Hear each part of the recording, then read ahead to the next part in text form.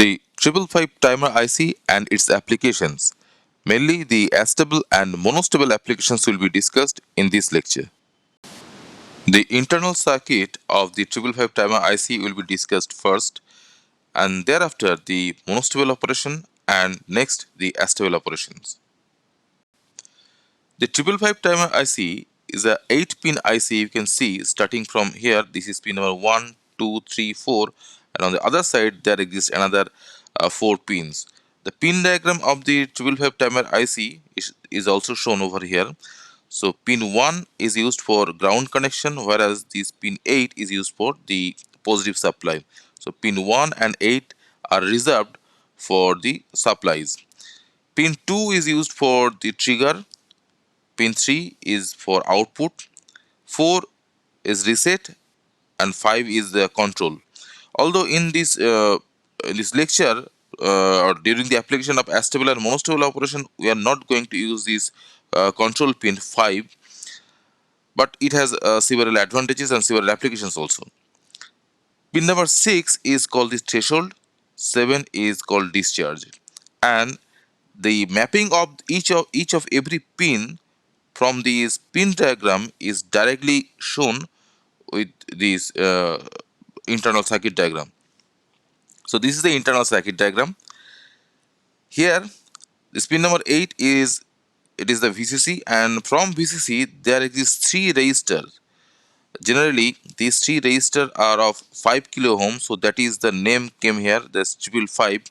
So VCC, starting from VCC, there exists 3 5 kilo ohm resistor, and at this terminal, one operational amplifier is connected. The non-inverting terminal of the operational amplifier is connected, and over here you can see the inverting terminal of the operational amplifier is connected. And since these two operational amplifier have no feedback, so these two op amps are used for comparison in comparator mode.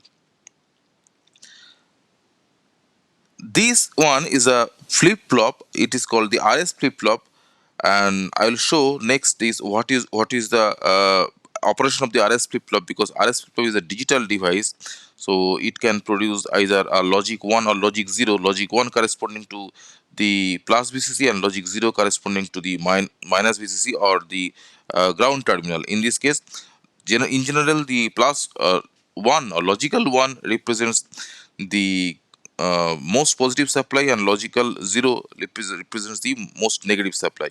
In this case, the most negative supply is the ground one, so that is why logic 0 should be the ground one, and the output is generated from a flip-flop, either the plus VCC, that means the logic 1, or logic 0, which means the ground potential.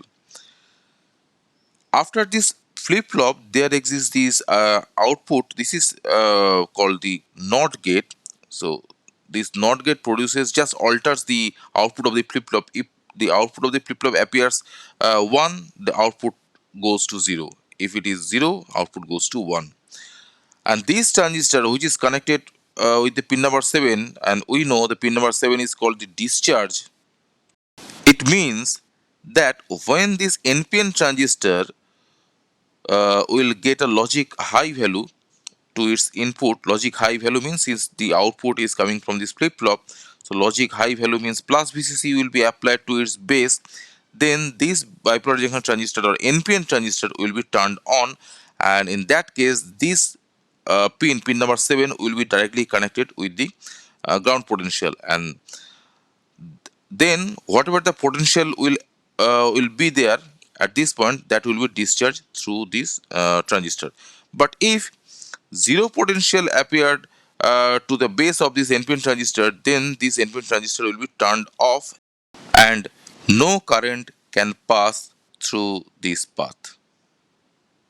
In addition to this, since there exists 3 resistors connected to VCC and ground, then whenever the VCC will be applied, a simple voltage divider rule can be used to show that the potential at this node should be 2/3 of VCC, whereas potential at this node should be 1/3 of VCC. Because at this node, if you apply the voltage divider rule, so there exists two resistor, this R and this R, and here is one resistor, but at this node the only resistor is this one, and there exists two another resistor. So that is why 1/3 of VCC and this one is the 2/3 of the VCC, since the values of the resistors are equal of each other. Therefore, at the beginning, if the non-inverting terminal of this upper comparator or the comparator 1 is 0 and VCC is connected, then the inverting terminal of the upper comparator already will get this 2/3 of the VCC. Similarly, the non-inverting terminal of the operational amplifier or the comparator 2 will get this 1/3 of the VCC as soon as this VCC will be connected and if this trigger terminal voltage will be 0.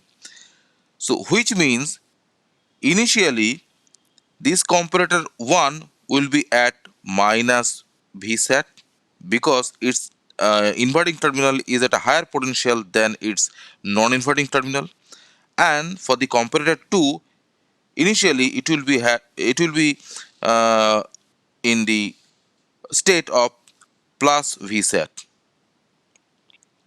because the non-inverting terminal of the comparator 2 is at higher potential, which is 1/3 of the VCC compared with its inverting terminal.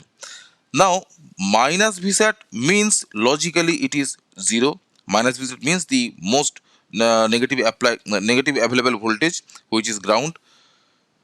So, in this case, initially the upper comparator will produce a logical 0 and the lower comparator will produce their logical 1.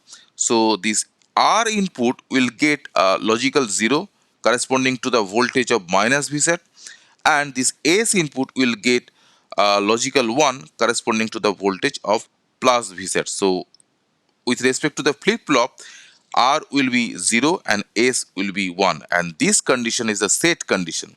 Set condition means the output will be 1, but the output, there exists a not sign, it will be the inverse of the actual output. So since there is a not sign, so R0 S1, which means it is producing the output which is equals to logical 1, but due to presence of this not sign, the actual output of the flip-flop which will be available at this point will be just opposite of the original output, that means 0. So whenever S will be 1, R will be 0, the flip-flop output will be 1, but the actual output for this application, since there is a not sign, will be equals to 0. And due to presence of this inverting symbol over here, that voltage will be altered when it will appear at the pin number 3 as an output.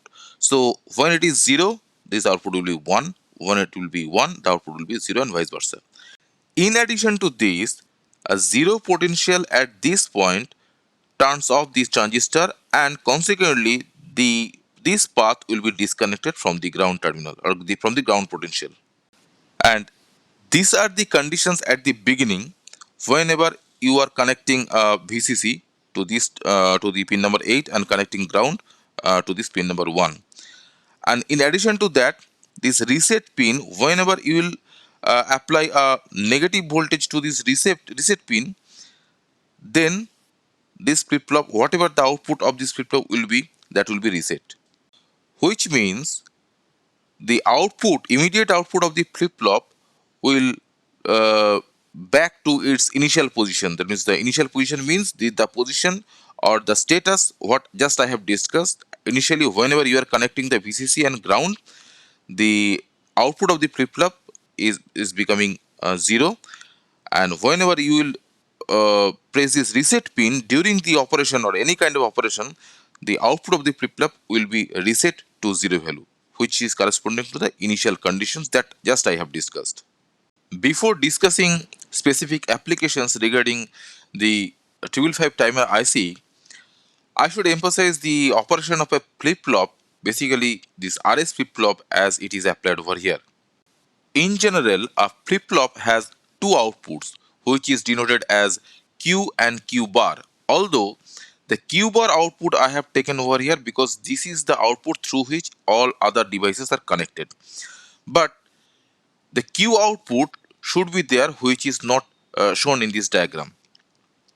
Basically, this S input and input, these two inputs are stands for, S stands for set and R stands for reset. So when S is 1 and R is 0, this is the set condition. Set condition means the Q output or actual output of the RS flip-flop will be set. Set means will be 1. And the Q bar output, automatically the Q bar means it is the complement of the original output Q. Therefore, when Q goes to 1 due to the set condition provided by this S equals to 1 and R equals to 0, Q bar, the complement of the Q, will go to 0. Similarly, when R will be 1 and S will be 0, so this condition is called the reset condition. Reset means the original output or actual output of the flip-flop, which is Q, will be 0, and the complement of the Q, which is Q bar, which will be used in this diagram, will go to 1. Other than these two inputs or this combination of these two inputs, any other input or any other two inputs are S equals to 0, R equals to 0, and S equals to 1, R equals to 1. So this 0 0 condition means there is no change in the output. So Q will not change. Therefore, the Q bar or the complement of the Q will not change if the S and R will get 0 value or logical 0 values. But if these S and R get the logical 1 value, the output is not defined or cannot define for this RS flip-flop. So therefore, we should avoid this condition to appear as an input condition for the RS flip-flop. And this table is called the truth table for the RS flip-flop. Now here, the another truth table I have presented, which is corresponding to the voltage level associated with the logical 0 and logical 1. So logical 0 means minus Vset and logical 1 means plus Vset. So when both of their inputs are minus Vset and minus Vset, there is no change because these are corresponds to the 0 0 condition. The Q bar will be 1 when the reset condition will appear. Reset condition means R will be logical 1 corresponding to plus Vset, and S will be logical 0 corresponding to minus Vset. And the Q bar will be 0 when the set condition will be enabled, and set condition will be enabled by providing the plus Vset input to the S terminal, S input terminal, and minus Vset input to the reset input terminal. And these conditions we will avoid during the entire operation of the monostable and astable applications using the triple five timer. Now let's discuss the monostable operation using the triple five timer IC. The external circuit components are shown over here. A resistor R is connected between these plus VCC to this discharge pin, which is pin number 7, and a capacitor which is connected immediately after the resistor from the pin number 7 to the ground potential.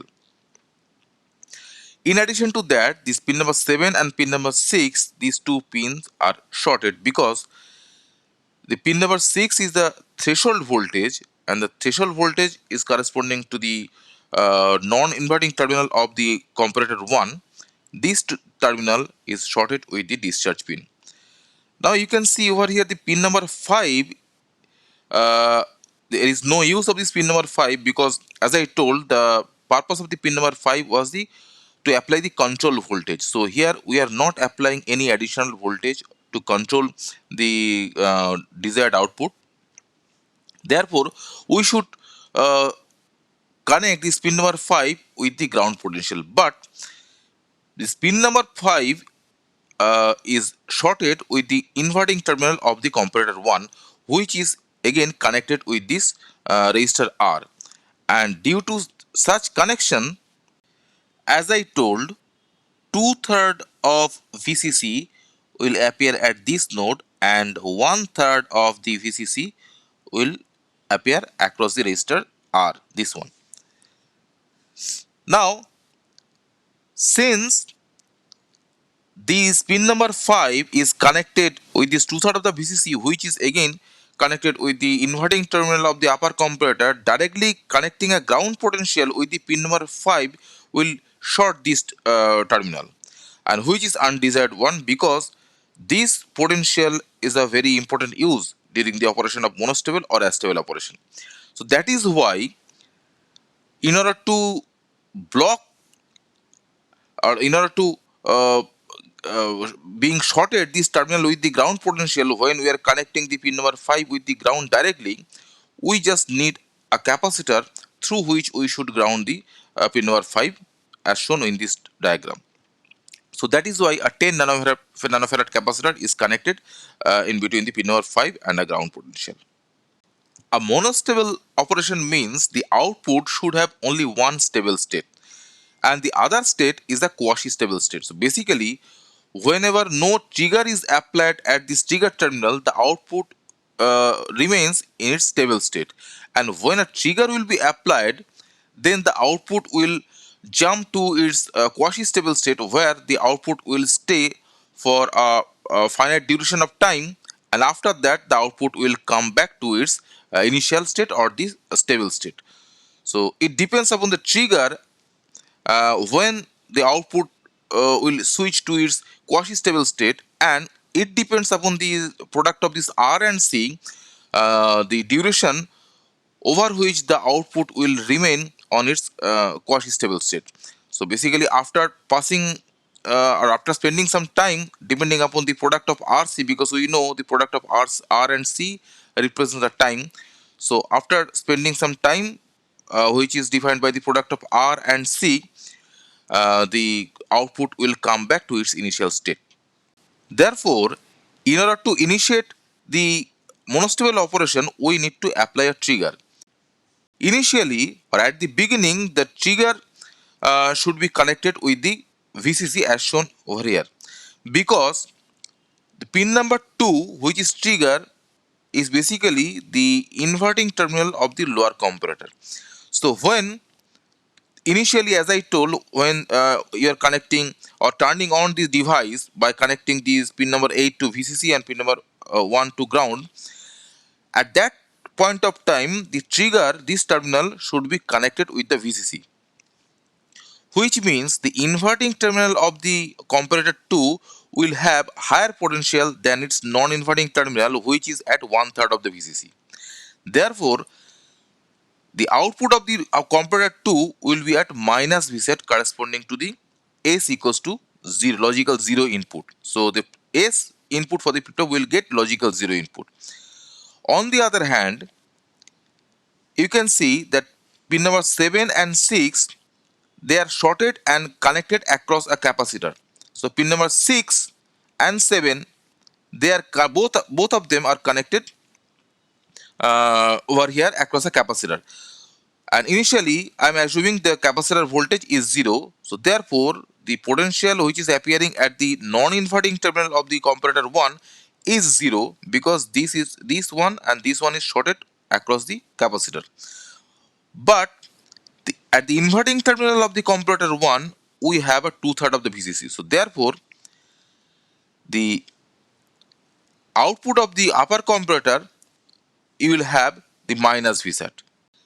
So the output of the comparator 1 and comparator 2 both are at minus Vset, corresponding to the 0 0 condition for the flip-flop. So this is a 0 0 condition, the output will not change.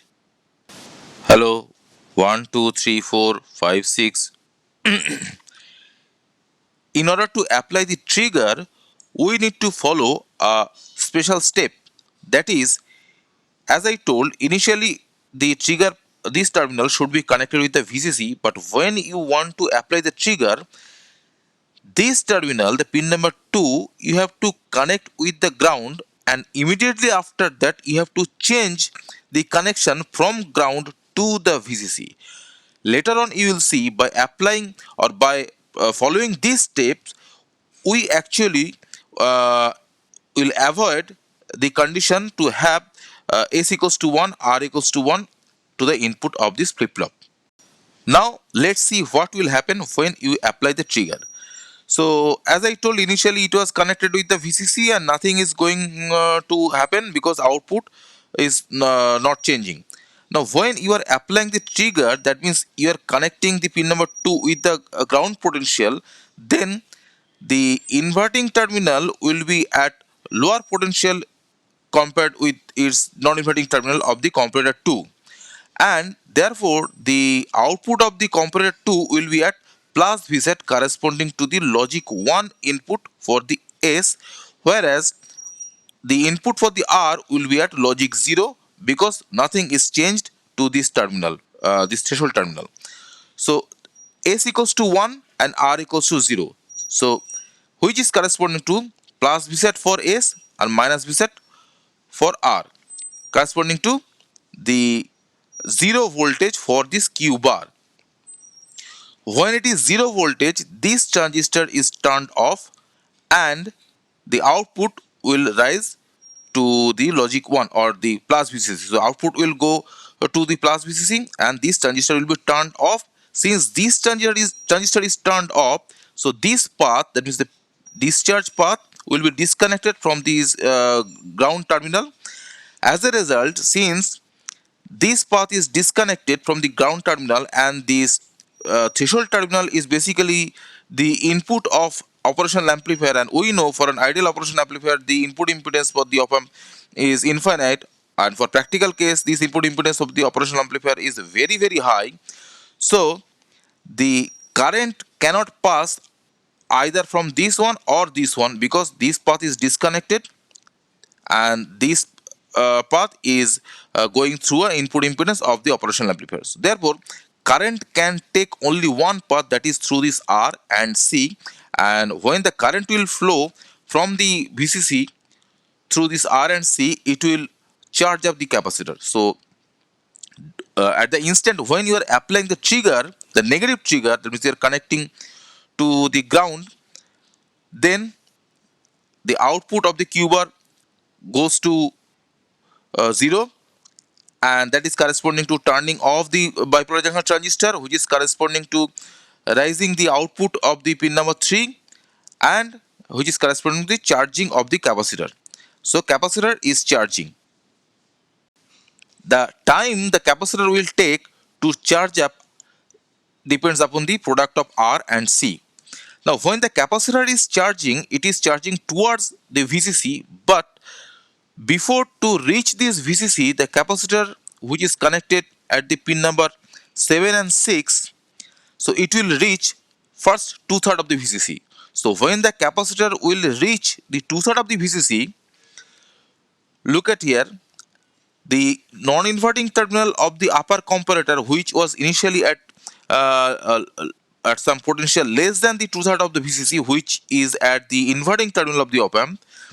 Right now, since the capacitor is charging and it is just about to cross the 2/3 of the VCC, the non-inverting terminal of the comparator 1 will get higher potential than the inverting terminal of the comparator 1, and that is corresponding to the plus Vset output for the upper comparator. And plus Vset output means the R will take the input of logic 1. So R is equals to 1, and by changing this terminal, when you have applied the trigger initially to the ground and put back again to the VCC, by doing that you have switched the output terminal at the beginning to the minus Vset. So this is the condition, as I told, that we need to put back this terminal to from the ground potential to the plus VCC in order to avoid this 1-1 condition or this plus VZ condition to be avoided. So therefore, by following this step, initially I have set the output for the comparator 2 to minus Vset corresponding to 0 input for the S, and right now as the capacitor is charged up and it crosses the 2/3 of the VCC, so the upper comparator output is getting at the plus Vset corresponding to logic 1 input for the R. So R is at plus Vset, S is at minus Vset corresponding to Q bar is equals to 1. So when Q bar is equals to 1, output will go to 0 and this transistor will be turned on, and when this transistor will be turned on, the capacitor will be discharged immediately, because there, when the capacitor will be discharged, look at here, there exists no any other resistance. So the capacitor current will take this path which is shorted directly with the ground. So immediately after reaching the value, the capacitor voltage at two-thirds of the VCC, the capacitor will be discharged, because the output of the flip-flop will go to logic 1, which is the plus V set, which will turn on this transistor and it will establish the path between the discharge pin and the ground, and that is why the capacitor can discharge, and simultaneously the output will come down to 0. Hello, ho. 1 2 3 4 5 6 7 8. This is the diagram I have presented over here in order to make you understand the operation of monostable operation. Initially, this is the trigger I have applied. So initially the trigger was connected with the VCC, and at this time instant the trigger is applied. Application of the trigger means initially it was connected to the VCC and connected with the ground, and immediately after that it has been reconnected with the VCC. So that is why trigger should look like this one. Now the instant at which trigger is applied, the capacitor starts to be charged up, and the capacitor is charging. There is the voltage across the capacitor which is increasing gradually, and the instant the trigger is applied, the output will go to the logic 1, which is corresponding to the plus VCC. So output increases to reaches to the plus VCC. So this is a stable state, and this is the quasi stable state, because output never stays for the entire duration of the time at this state, because at this time instant the capacitor voltage reaches the two-thirds of the VCC, and when it reaches two-thirds of the VCC, the output came down to 0 and the capacitor is discharged, because the transistor Q is turned on and established a path from the discharge pin to the ground, and through that path the capacitor is discharged. You can see the capacitor voltage is increasing gradually, and this gradual increment of the capacitor voltage depends upon the product of R and C, which represents the capacitor is taking some time depending upon the product of R and C to be charged up. But the capacitor is not taking any time to be discharged. It is discharged immediately after the establishment of the connection between the pin number 7, the discharge pin, with the ground, and that is corresponding to the voltage of the two-third VCC.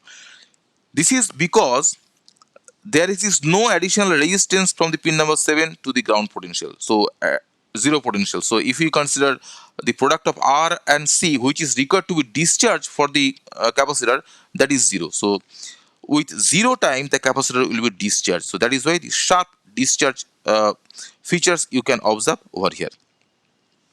Now let's see what is the actual time for the circuit to be taken in order to charge up the capacitor, or in other word we can say what is the time or what is the duration through which the output will remain at its logic high position or the plus VCC position.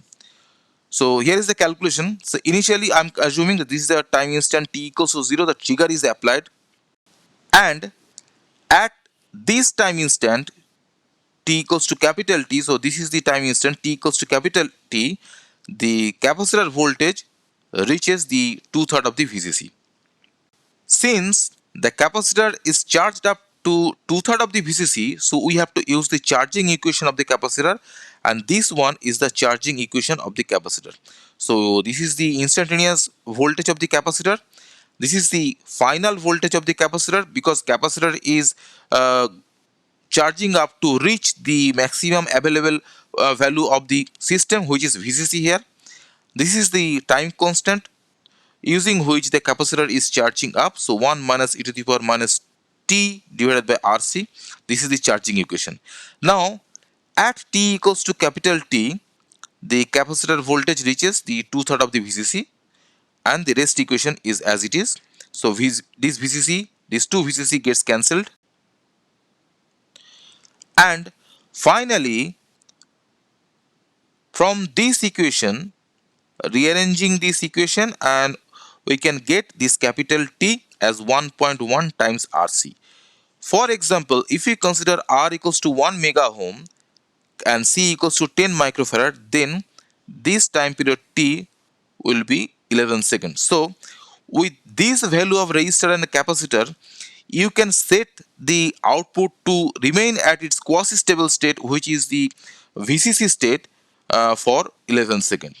Such kind of monostable applications can be used for triggering some smoke detector or fire detector alarm, because if you want to design a smoke detector which will ring for a certain duration of time decided by the designer, then you can use this monostable operation, or you can use this table wave timer, and you can configure the table wave timer as a monostable applications.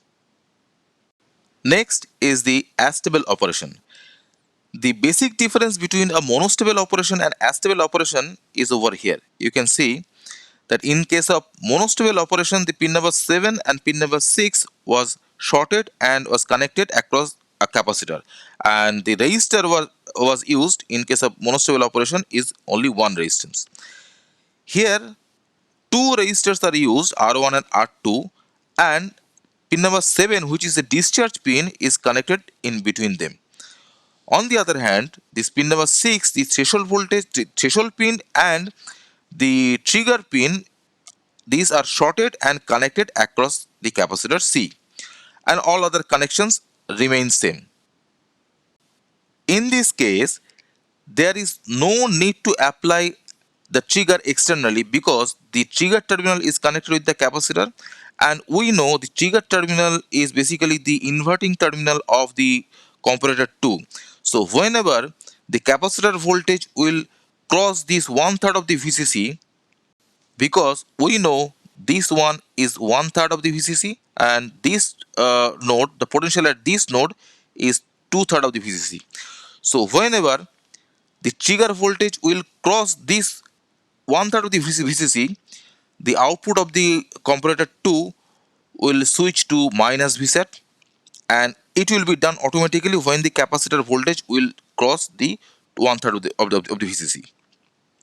And since pin number 6 is also connected across the capacitor, but the potential at this inverting terminal of the upper comparator is two third of the VCC, so output of the comparator 1 will not change until the capacitor voltage will reach and cross the two third of the VCC.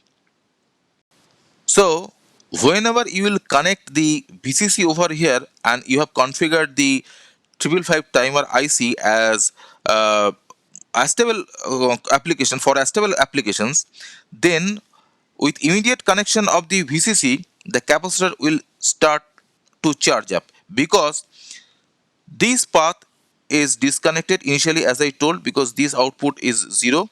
So initially this path is disconnected, and these pin number 2 and pin number 6, these are the input terminal of this operational amplifier, which is named as comparator 1 and comparator 2. So that is why at the beginning the current will find no any other path rather than this R1 R2 through this C to flows. So during the time when the current will flow from the VCC through this R1 R2 and C, the capacitor will charge up. So initially the capacitor voltage was 0, and when as soon as you will connect this VCC, the current will flow through this capacitor, and capacitor voltage will increase, and at the time instant when the capacitor voltage will reach this one third of the VCC, and it will just about to cross this one third of the VCC, the output of the comparator 2 will go to at minus Vset, which is corresponding to the logic 0 input for this S. But still then the output of the comparator 1 will also be at minus Vset, because the non-inverting terminal of the comparator 1 is at higher potential, which is two third of the VCC, than its non-inverting terminal, which is at around one third of the VCC, because the capacitor voltage is just charged more than this 1/3 of the VCC but less than the 2/3 of the VCC. So such combination made these R equals to 0 and S equals to 0, which is corresponding to the no change for the output voltage. And the output voltage is at the plus VCC, because during the time the capacitor is charging, the QR value is at 0. Now, after crossing this 1/3 of the VCC voltage, the capacitor again charging up towards the VCC, and during that path, after some time, the capacitor will reach the 2/3 of the VCC. Now, the charging of the capacitor or the charging time of the capacitor is defined by the product of this R1 plus R2 times this capacitor C, because the charging of the capacitor is done when the current flows through this R1, R2 and the capacitor. Now, during its charging path, when the capacitor just cross this value of this 2/3 of the VCC, then the non-inverting terminal of the comparator 1 will get a higher potential than its inverting terminal, which is at 2/3 of the VCC. At that point of time, the output of the upper comparator or the comparator 1 will switch to plus Vset, corresponding to the logic 1 input for this R, and at that point of time S is already at the minus Vset, corresponding to logic 0 input. So R is equals to 1 and S is equals to 0. So R is equals to plus Vset and S is equals to minus Vset, which will make this Q bar is equals to 1. Q bar 1 means output will come down to 0, and this resistor this transistor will be turned on. And turning on this NPN transistor means a discharge path will be established from these terminal pin number 7 to the ground, but pin number 7 is connected through this R2, so capacitor will discharge through this R2. It is unlike the previous case, that is the monostable operation, where the capacitor discharge immediately because there exists no any other intermediate resistor. Here the R2 resistor presence over here, and the capacitor discharges through the R2 resistor. Therefore, the capacitor needs some time to charge up, and the time depends upon the R1, the product of R1 plus R2 times this capacitor C, and the capacitor also will take some time to be discharged, and the time depends upon the product of R2 and C. During its discharge path, that means during the discharge path of the capacitor, when the voltage across the capacitor just become less than the 1/3 of the VCC, then the trigger will be applied, and because the inverting terminal of the comparator 2 will have this smaller potential in comparison with the the non-inverting terminal, and that will make uh, the output of the comparator 2 to reach at plus Vset. And since at that point of time the potential across the capacitor, which is also the potential at the threshold terminal, is also less than the 2/3 of the VCC, the output of the comparator 1 is at minus Vset, corresponding to 0 input for R, and in this case plus Vset for the S means 1 input for the S. So S equals to 1, R equals to 0, corresponding to the 0 output for the Q bar, which means this transistor will turn off again and the output will reach the plus VCC again. So by in this way the output will switch back to the plus VCC, and the capacitor will start charging because this path is disconnected, and the capacitor will charge the 2/3 of the VCC.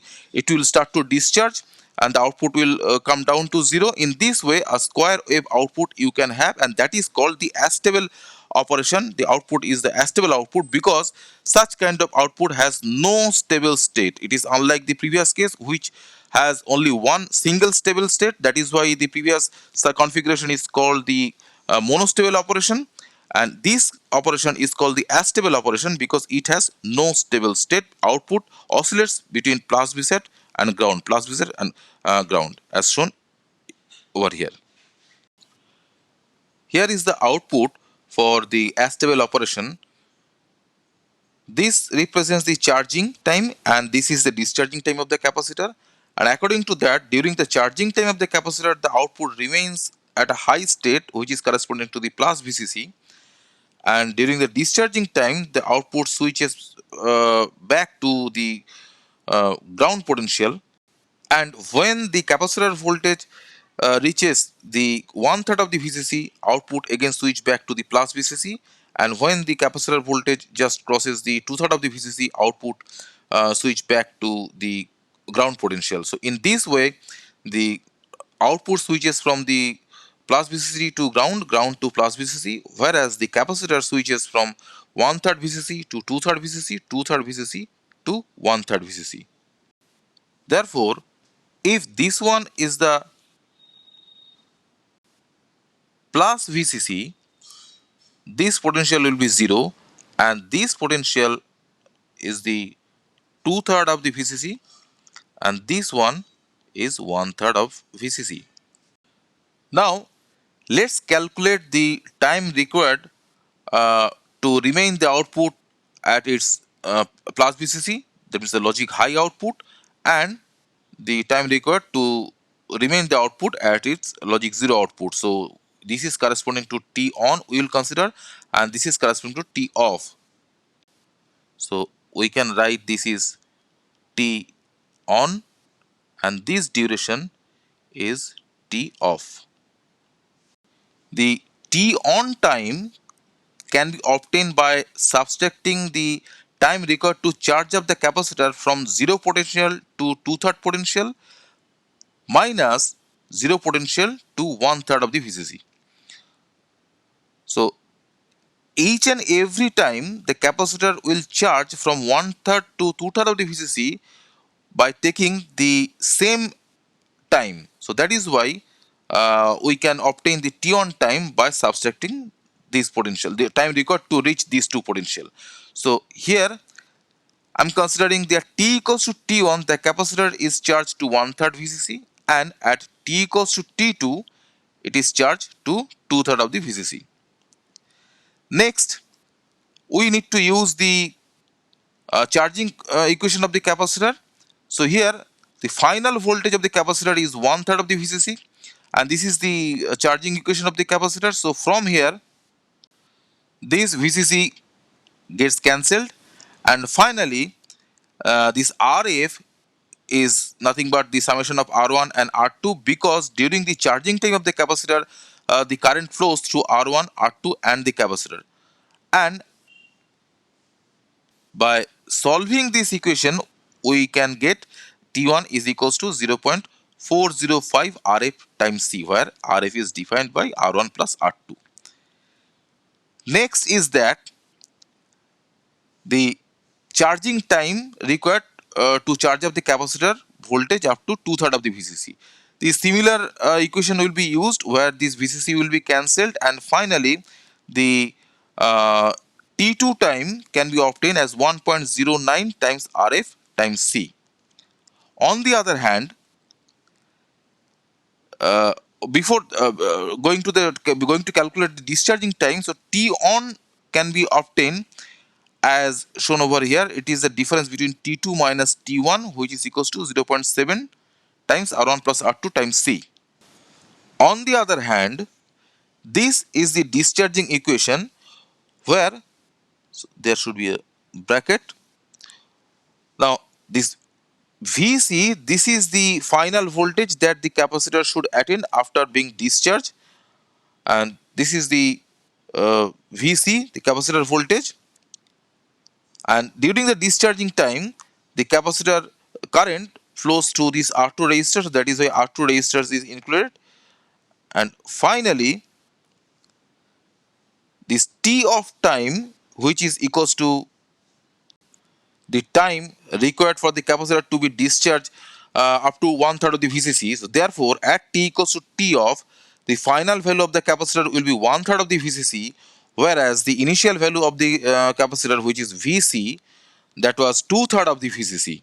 So from here also, these two VCC gets cancelled, and finally we can get uh, this T off as 0.7 times R2 times C.